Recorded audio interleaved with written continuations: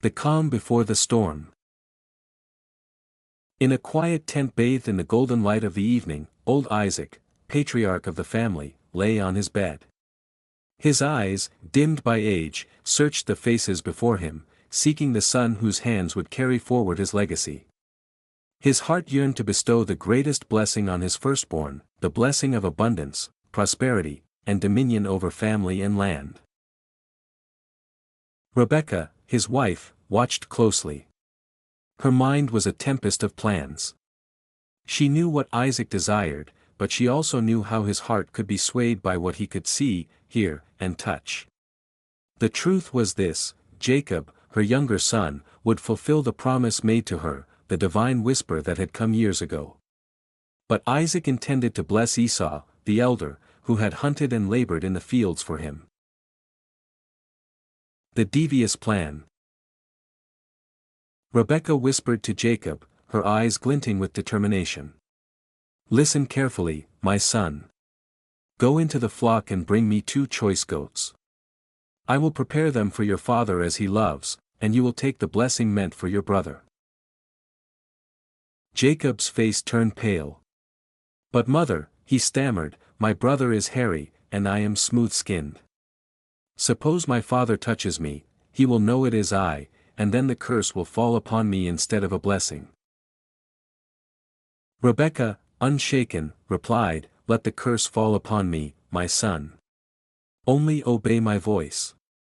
Bring me the goats, and I will make you like him to your father." With a heavy heart and trembling hands, Jacob followed her instructions.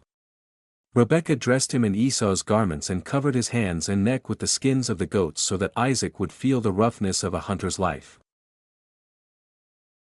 Isaac's suspicion.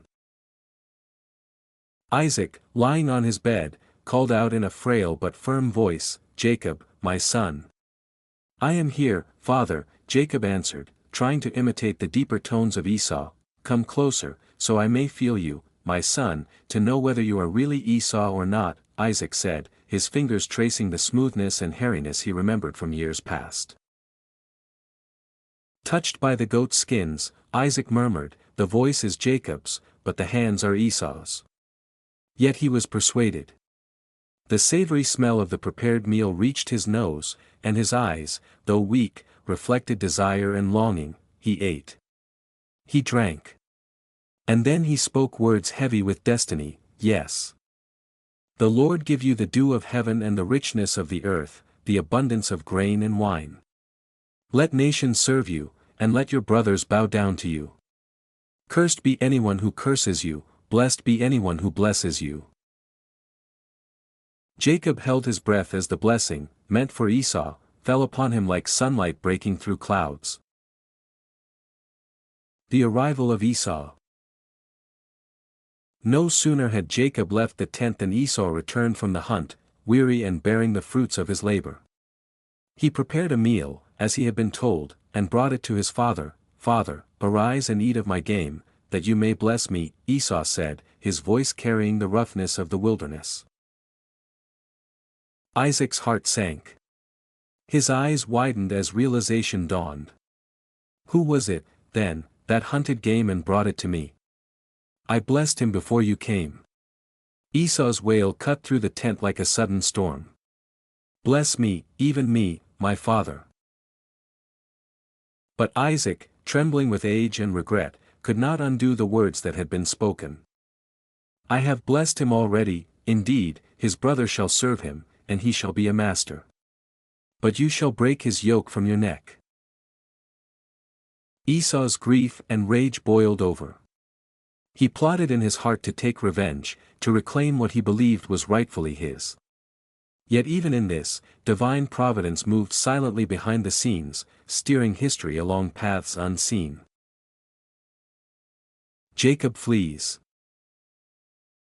Rebekah, sensing the danger that now shadowed her younger son, whispered, "Jacob, flee to my brother Laban in Haran.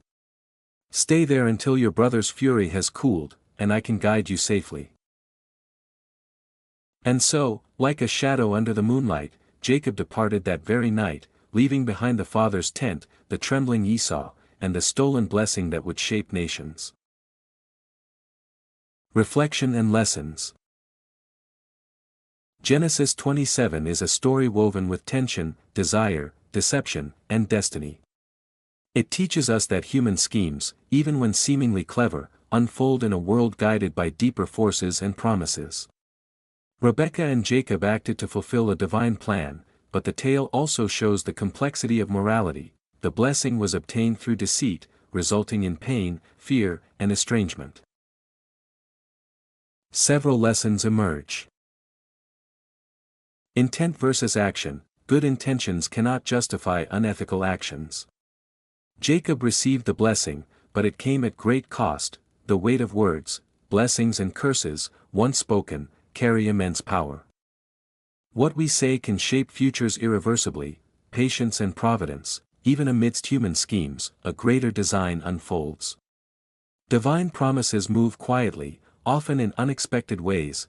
Family dynamics and conflict, favoritism and deception can fracture relationships, reminding us to handle familial love and rivalry with care. In the end, Genesis 27 is both a cautionary tale and a tapestry of destiny. It invites us to witness a world where smells, voices, touches, and whispered plans carry immense consequence, where even a simple meal can become the pivot of history.